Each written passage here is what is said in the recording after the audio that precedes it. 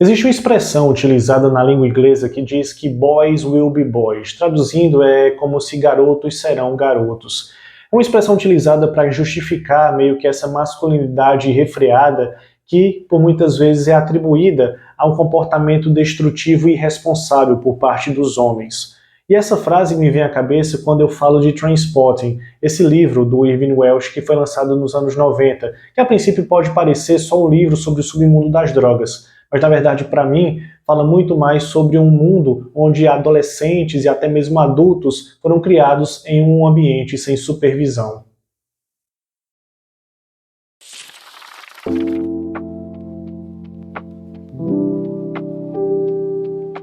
Eu sou Iago Pontes e bem-vindos ao Livros para Sobreviver ao Mês. Esse canal que eu trago análises e ajudo você e também a mim mesmo a sobreviver ao mês com alguma leitura que faça sentido. E para hoje eu escolhi esse livro aqui, Trainspotting, do Irvine Welsh. Esse livro, como eu falei para vocês, foi lançado nos anos 90, ali em 93, inclusive também gerou um filme interpretado pelo Ewan McGregor e foi sucesso na Inglaterra, no Reino Unido de forma geral, como uma representação dessa época de efervescência da juventude. E para a gente começar a falar sobre esse livro, é importante a gente falar um pouco do autor, o Irvine Welsh. O Irvine Welsh é um escocês que viveu ali nos anos 70, no auge do punk rock. E o Trainspotting fala muito sobre isso, sobre essas características da juventude agressiva, disruptiva, que surgiu na Inglaterra e no Reino Unido naquele período. E nos anos 70, o Irvine Welsh teve bandas de punk rock, viu amigos morrerem pela epidemia de AIDS que era crescente e também se viciou em heroína. Mas, felizmente, ele conseguiu sair desse buraco e um dos caminhos que ele achou para poder recolocar a vida nos eixos foi através da escrita. Nos anos 80 ele voltou para a escola e no emprego ali, como um diário, ele começou a escrever o que era a origem desses garotos do Leith, o Leith que é um bairro da Escócia e que conta muito dessa realidade que ele vivenciou ali no final dos anos 70, começo dos anos 80. E o interessante disso tudo é que o Irvine Welsh ele tem essa linguagem muito própria da região dele, da realidade dele. Os livros, originalmente, não são escritos em inglês, mas sim no dialeto Scot, que tem muitas junções, diminuições de palavras para tentar emular mesmo a forma como os escoceses falam. Isso, inclusive, afastou muitos leitores no começo da carreira do Irvine Welsh que chegaram a pegar esse livro, sei lá, nos Estados Unidos e outros países de língua inglesa.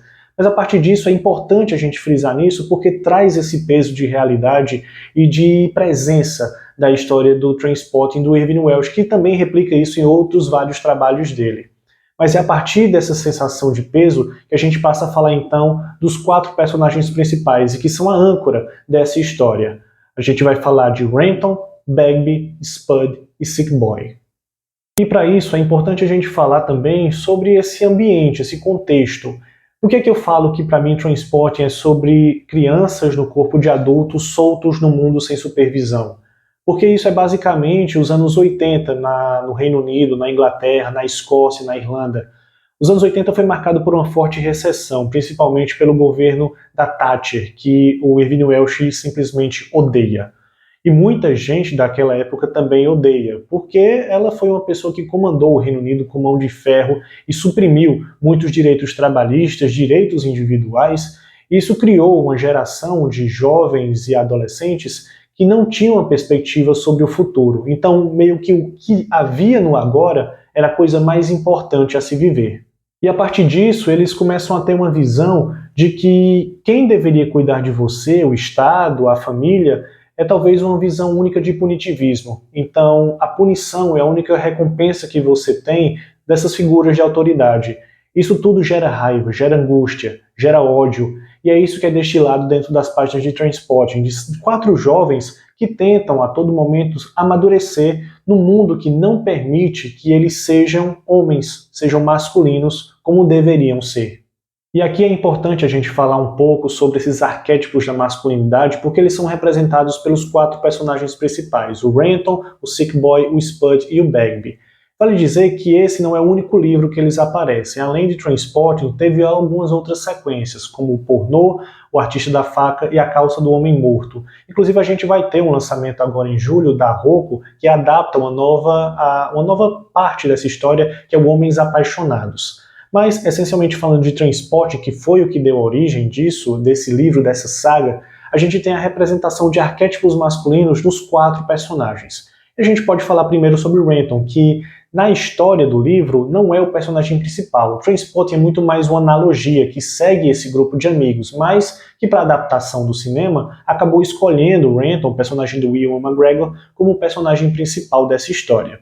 E o Renton aqui é o masculino desinteressado. Ele é o cara que responde a tudo com cinismo, que não acredita nas instituições, que tenta a todo momento descredibilizar o universo, se rebaixando, se depreciando. Para ele, tudo é uma droga, tudo não faz sentido, e isso é o que motiva ele a tentar evitar o futuro. O futuro é sempre negro, é sempre uma situação de dor, de desesperança. E essa visão cínica é o que movimenta o masculino do Renton ao longo de toda essa história. E para além dele, a gente também tem o Bagby. O Bagby é a violência irrefreável. Tanto no filme quanto no livro, a gente vê um personagem que é movido pela fúria. E o engraçado é porque ele é um dos poucos personagens na trama que não tem contato com as drogas pesadas. Apesar disso, ele abusa o álcool, o que influencia bastante essa raiva, essa ira que ele tem e que ele desconta em diversas pessoas ao longo da história.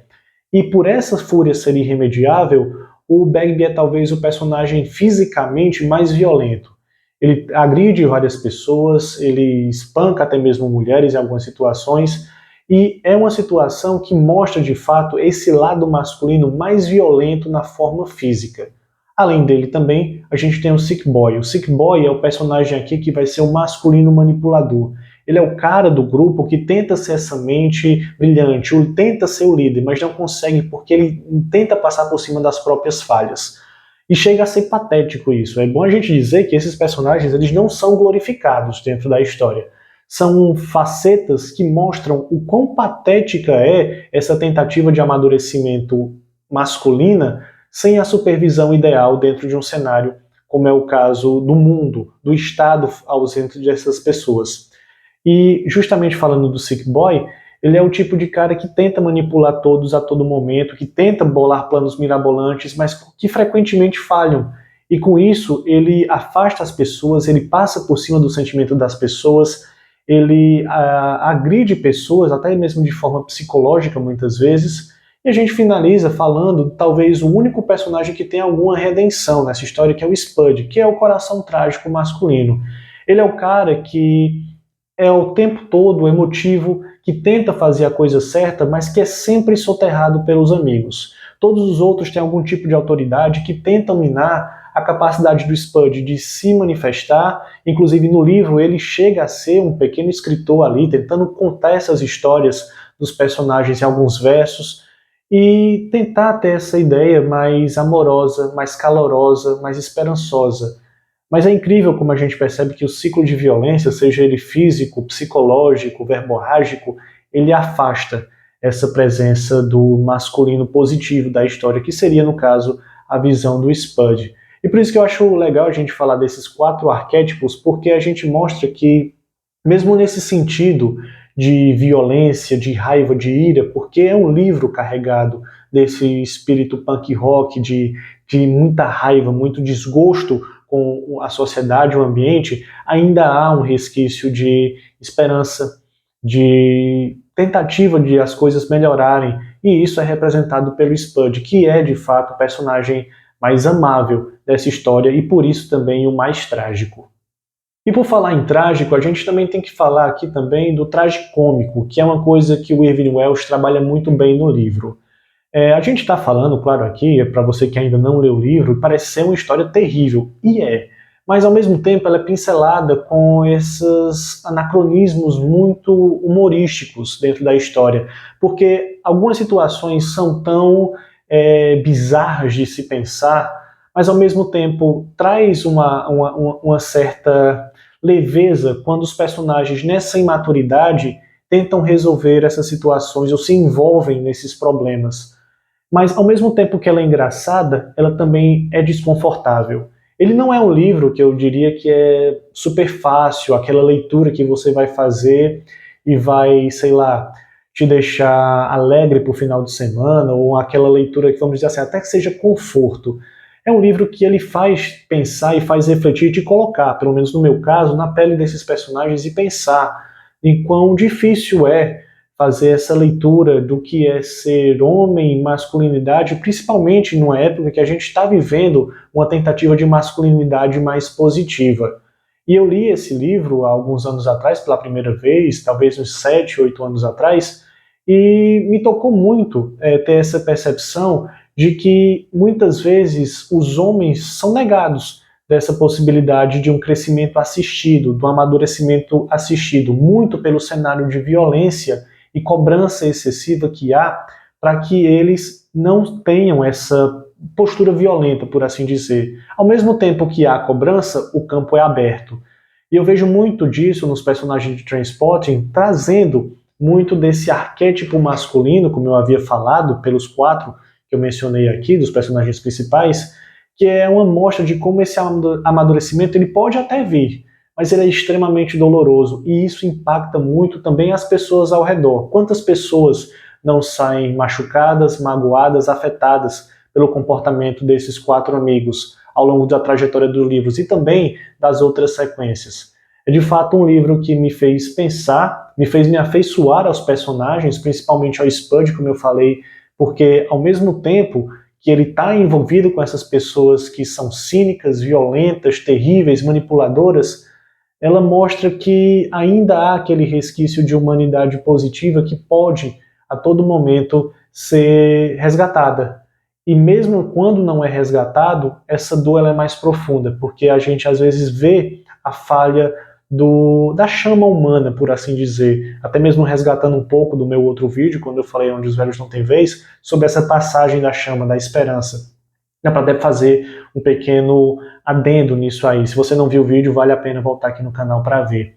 Mas é um livro que para mim ele me toca muito, nesse sentido de que a masculinidade ela tende a ser positiva, e quando a gente não tem essa supervisão, quando os jovens não têm essa figura paterna, não tem essa figura do Estado dando esse suporte para que a gente se desenvolva de uma forma mais imediata, mais agradável, por assim dizer, a violência toma de conta.